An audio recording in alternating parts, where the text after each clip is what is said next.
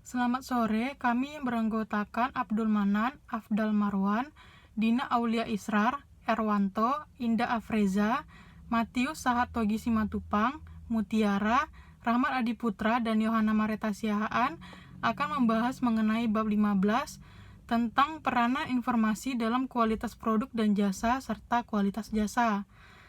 Kualitas perangkat lunak. Kualitas perangkat lunak sebagai tempat, waktu, sesuai anggaran dalam memenuhi kebutuhan pemakai.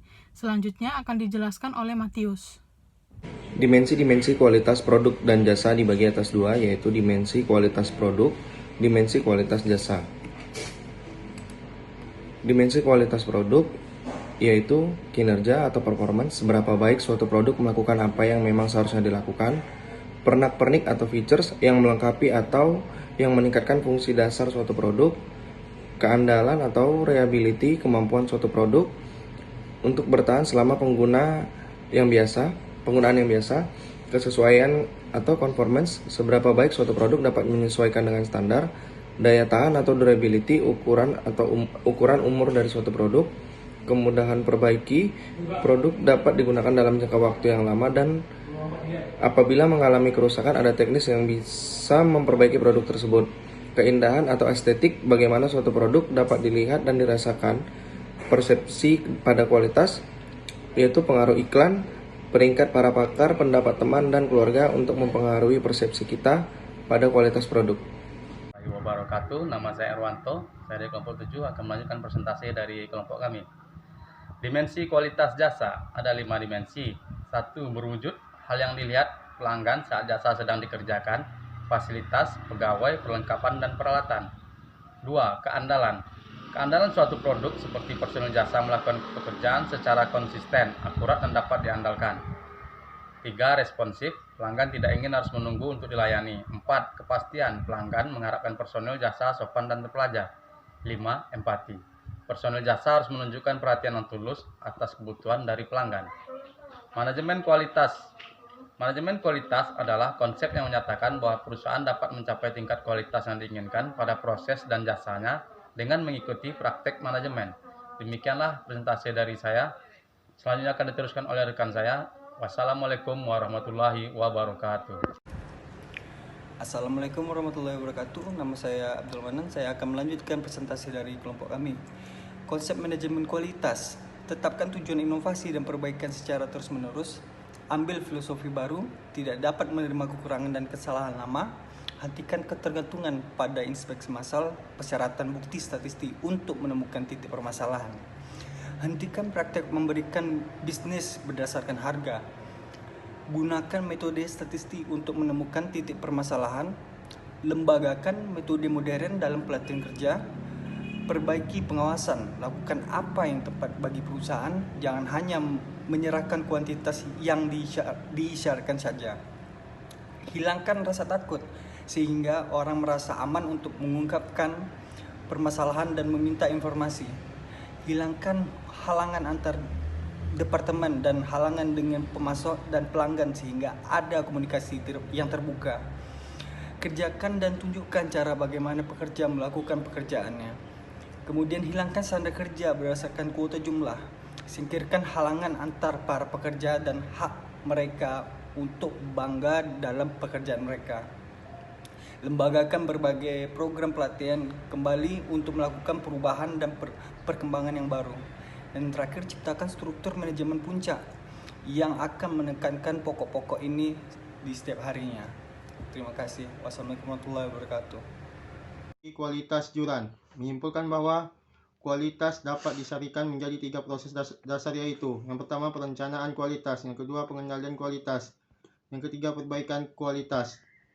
Total Quality Control Freigebaum pada TQC, kualitas merupakan tanggung jawab seluruh bagian di luar perusahaan.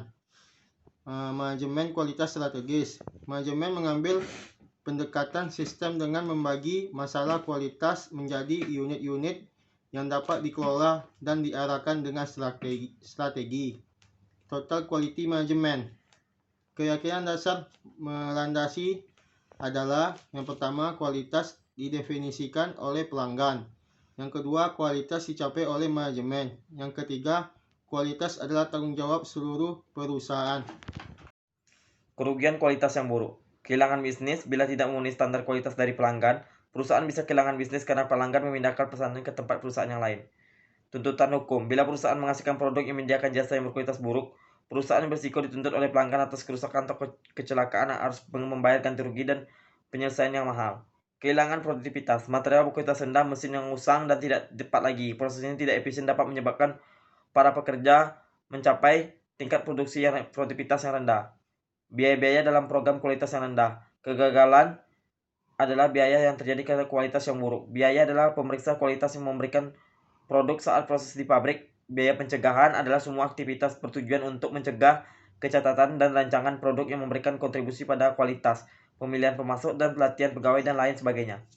Layanan merupakan kegiatan yang tidak dapat didefinisikan karena tidak berwujud, yang merupakan objek utama dari transaksi yang dirancang untuk memberikan kepuasan kepada pelanggan.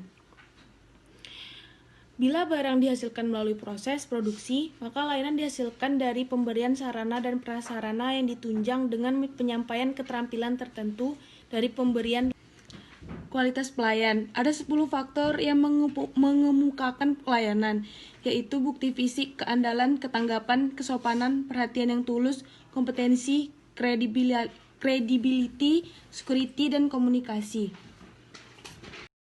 Baiklah, saya akan melanjutkan penjelasan mengenai kualitas pelayanan, yaitu ada Zilham et al. Tahun 1990 dalam Elitan dan Anatan 2007 mengemukakan bahwa ada 10 faktor yang menentukan kualitas layanan. Ke-10 faktor kualitas layanan ini ditinjau dari sudut pandang pelanggan, yaitu ada tangible, suatu bukti fisik, reliability, keandalan, responsiveness, ketanggapan, courtesy, kesopanan, empati, perhatian yang tulus, kompetensi, credibility, security, dan communication. Selanjutnya akan dijelaskan oleh Indah. Sistem informasi kualitas pelayanan. Untuk menciptakan kualitas pelayanan yang handal, perusahaan berpedoman pada suatu keyakinan bahwa kualitas pelayanan sangat ditentukan oleh kemampuan perusahaan dalam mendengarkan suara pelanggan. Hal ini berarti bahwa kemampuan serta kepekaan perusahaan dalam menangkap dan menanggapi harapan pelanggan akan menentukan bagaimana kualitas pelayanan yang diberikan perusahaan kepada pelanggannya. Baiklah, di sini saya akan melanjutkan presentasi dari Indah.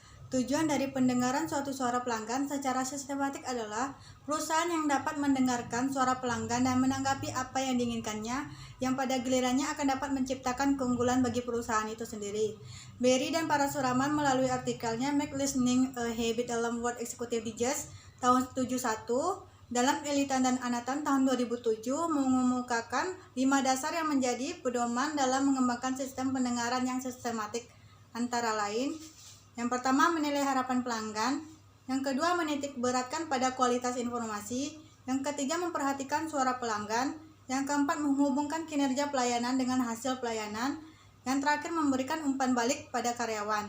Sekian presentasi dari kami mengenai bab 15. Assalamualaikum warahmatullahi wabarakatuh.